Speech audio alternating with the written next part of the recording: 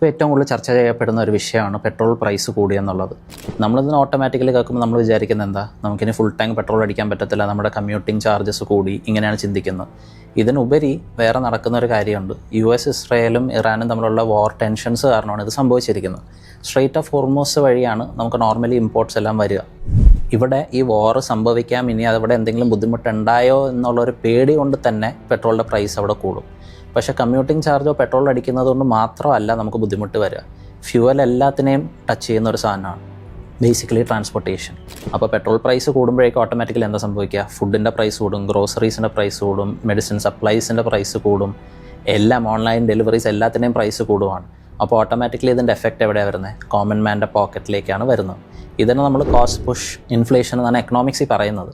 പക്ഷേ നമുക്കിതിനെ ഈ ഗ്ലോബലായിട്ടുള്ള ഒരു കാര്യത്തിൽ നമുക്ക് പേഴ്സണൽ ഫിനാൻസിലേക്ക് ഒന്ന് കണക്ട് ചെയ്യുകയാണെങ്കിൽ എങ്ങനെയായിരിക്കും, നമുക്ക് രണ്ട് ഫാമിലിയുടെ സാഹചര്യം വെച്ചിട്ട് നമുക്ക് നോക്കാം. First family same salary conditions ആണെന്നുള്ള ഓർക്കുക. ഫസ്റ്റ് ഫാമിലി എടുക്കാമെന്ന് വെച്ച് കഴിഞ്ഞാൽ അവർക്ക് സേവിങ്സ് ഇല്ല, ഇൻവെസ്റ്റ്മെൻറ്റ്സ് ഇല്ല, ഹൗസിംഗ് ലോൺ, കാർ ലോൺ ഇതെല്ലാം ഉണ്ട്, അൺകൺട്രോൾഡ് ആയിട്ടുള്ള എക്സ്പെൻഡിച്ചറാണ്. സെക്കൻഡ് ഫാമിലിയുടെ കേസ് എടുക്കുവാണെങ്കിലോ അവർക്ക് സേവിങ്സ് ഉണ്ട്, ഇൻവെസ്റ്റ്മെൻറ്റ്സ് ഉണ്ട്, എക്സ്പെൻഡിച്ചർ കൺട്രോൾഡ് ആണ്. ഇങ്ങനത്തെ ഒരു അൺപ്രസിഡൻറ്റഡ് ആയിട്ടുള്ള ഒരു ഇവൻറ്റ് വരുമ്പോഴേക്കും ഇവർ ഫേസ് ചെയ്യുന്ന സ്ട്രഗിളുടെ വ്യത്യാസം അറിയാൻ പറ്റും. ഫസ്റ്റ് ഫാമിലിയുടെ കേസിൽ ഇവർക്ക് സേവിങ്സ് ഇല്ല. അപ്പോൾ എന്ത് സംഭവിക്കും, ഇങ്ങനെ എക്സ്പെൻസ് കൂടുമ്പോഴേക്കും ഓട്ടോമാറ്റിക്കലി അവരുടെ മന്ത്ലി ബഡ്ജറ്റ് കൺസ്ട്രെയിൻറ്റ് കൂടും.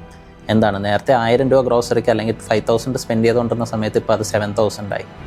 അപ്പുറത്തെ സൈഡിൽ ഇവർക്ക് കൺട്രോൾഡ് എക്സ്പെൻഡിച്ചറാണ്, അവർക്ക് സേവിങ്സ് ഉണ്ട്, അപ്പോൾ അവർക്ക് എമർജൻസി ഫണ്ട് ഉണ്ട്. ഇങ്ങനെ ഒരു സിറ്റുവേഷൻ വന്നാലും അത് അവരെ എഫക്റ്റ് ചെയ്യില്ല. ഇതെന്തുകൊണ്ടാണ് ഇല്ലാത്തത്, ഫിനാൻഷ്യൽ പ്ലാനിങ് ഇല്ലാത്തത് കൊണ്ടാണ്.